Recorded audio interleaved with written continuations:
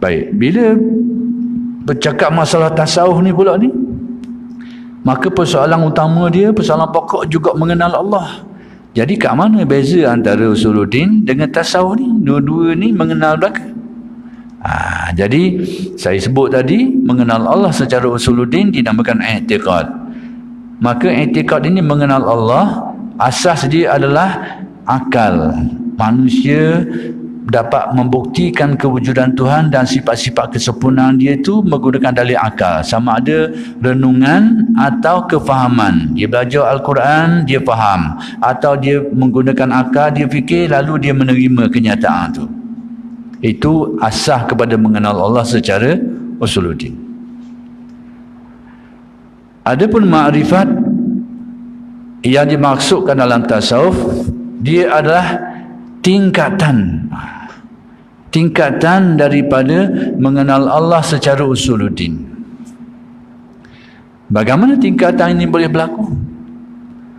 Bagaimana yang dikatakan tingkatan itu dalam bab mengenal ini?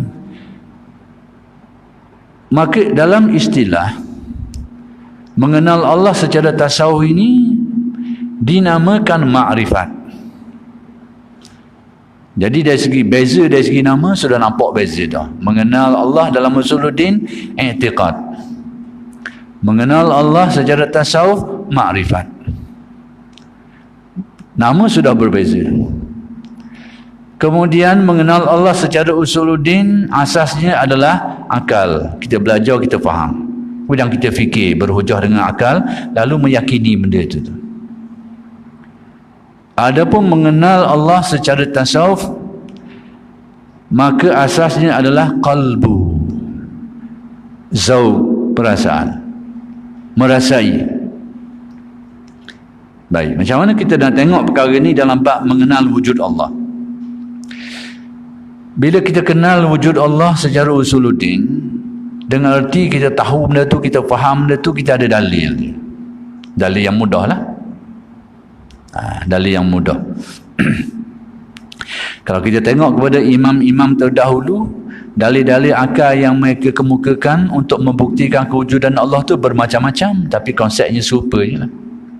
Di antara imam-imam ada yang mengemukakan dalil, dia kata tengok bagaimana istana dibuat.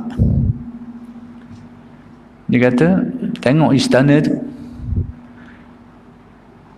bahan yang digunakan untuk membuat istana tu batu-batu. Batu itu ni, boleh akal boleh terima tak batu-batu ni terkumpul dengan sendiri sehingga jadi istana? Tak masuk akal langsung. Jadi terbina istana tu mendalil-dalil, menjadi dalil yang kuat bahawa mesti ada tukang dia tu. Itu dalil yang dikemukakan oleh imam, kalau tersilap Imam Ahmad ataupun Imam Abu Hanifah. Dari logik akal.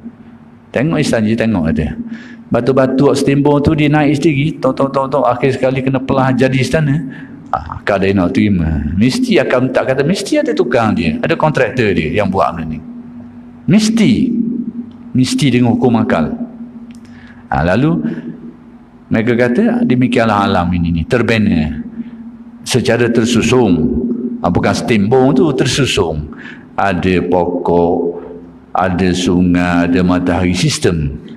Matahari jalan molek, bulan jalan molek. Sama macam istana kok, terbina dia tu. Nak kabarnya mesti ada tukang atur, tukang buat. Itu cara, logik akal. Jadi itu logik mudah lah. Mengenal semua itu dengan jalan usuluddin. Yang ini menggunakan hujah akal sehingga meyakini betul. Ada tukang buat. Akal terima tu usuluddin.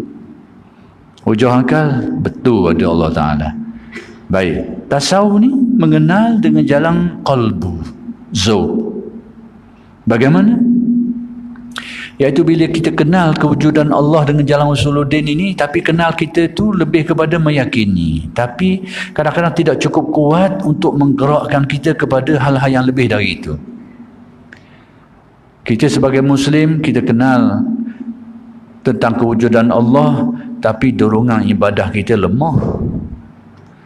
Dan ruang kita melakukan kejahatan masih terbuka luas lagi. Kemudian banyak urusan-urusan lain tu Jadi keyakinan kita tu kadang-kadang tidak memadai sebagai satu tenaga untuk menggerakkan kita mengabdikan diri dengan sebaik-baik dan sejujur-jujurnya kepada Allah. Tak ganggi situ. Kerana tidak ada zauq dan qalbu dan hidup. Tapi keyakinan tu ada. Keyakinan kita tu tak cukup padang untuk menghalang kita daripada perbuatan-perbuatan buruk yang dilarang. Sebab tu kita banyak langgar. Tapi kita yakin adanya Allah. Tapi tak cukup kuat. Jadi mengenal Allah secara tasawuf ni, apabila keyakinan i'tiqad tadi tu dia mula membuahkan zauq dalam hati, bawa terasa Allah ada. Timbulnya rasa dalam hati tu bukan kita tahu, bukan saja kita yakin, tapi timbulnya zauq dalam hati tentang kewujudan Allah. Itulah dikatakan mengenal secara tasawuf. Jadi mana-mana i'tiqad kita tu yang mula mengguris ke dalam hati, yang mula menimbulkan rasa dalam hati tentang benarnya keyakinan tu, itu bermulanya tasawuf. Itu dikatakan makrifat.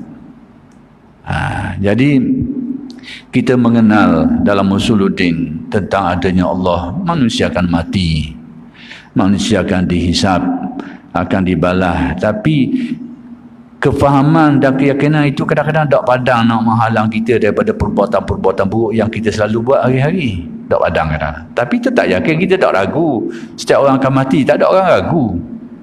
Tapi tak cukup kuat. Kenapa? Kerana dia belum menjadi qalbunya. Belum meningkat ke tahap rasa di qalbu. Tak sabar, tak dang situ. Tapi yakin dia tak yakin. Tak ada orang ragu. Setiap orang akan mati, tak ada orang ragu. Kecuali orang gila je.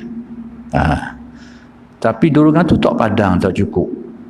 Maka dia perlu ditingkatkan dengan manhaj, dengan proses tertentu, sehingga keyakinan bahawa setiap orang akan mati, akan dibalas tu menimbulkan rasa dalam hati dia tu, Allah betul sungguh. Lalu menggerakkan dia untuk berkhidmah, berbuat ibadah, melakukan kebaikan, melakukan kejujuran. Menggerakkan dia itu atas dorongan qalbu dia. Itu bagi makrifat.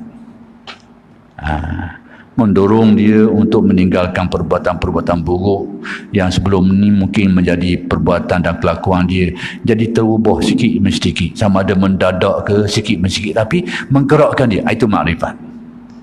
Jadi beza antara makrifat usuluddin dengan makrifat tasawuf ni, kerana makrifat tasawuf tu keyakinan itu dia membuahkan zauq dalam hati, dia membuahkan makrifat itu sudah tertanam dalam qalbu dia tu. Yang ini membuahkan cita rasa. Kalau kita pertama sekali usuluddin kita yakin adanya Allah, tasawuf ni terasa benarnya adanya Allah. Itu beza dia. Kalau usuluddin kita yakin Allah Ta'ala Maha Kuasa, maka tasawuf ni adalah terasa benarnya kekuasaan Allah. Benar, terasa, mari timbul rasa. Itu tasawuf. Itulah tempat beza antara usuluddin dengan tasawuf. Kalau usuluddin, caranya belajar, faham dan cuba fikir dengan akal, lalu akal kita boleh menerima kebenaran perkara itu tu. Betul usuluddin. Tapi tasawuf caranya adalah riyadah dan mujahadah. Yang ini beramal soleh, zikir, muraqabah, sehingga hati menjadi lebih bersih, lebih murni. Dengan sendirinya keyakinan itu akan bertukar menjadi satu rasa dalam hati, sehingga terasa benar adanya Allah, benarnya Allah Ta'ala Maha Kuasa. Lalu dia akan menggerakkan anggota-anggota kita untuk dihadapkan kepada pengabdian diri kepadanya. Itu makrifat. Jadi kalau begitu, makrifat yang menjadi persoalan pokok dalam tasawuf ini, dia sama dengan makrifat dalam usuluddin dari satu segi. Yang ini dua-duanya berpaksikan keyakinan terhadap Allah dan sifat-sifat kesempurnaannya. Bezanya usuluddin akal, tasawuf qalbu, melibatkan rasa. Melibatkan rasa benarnya.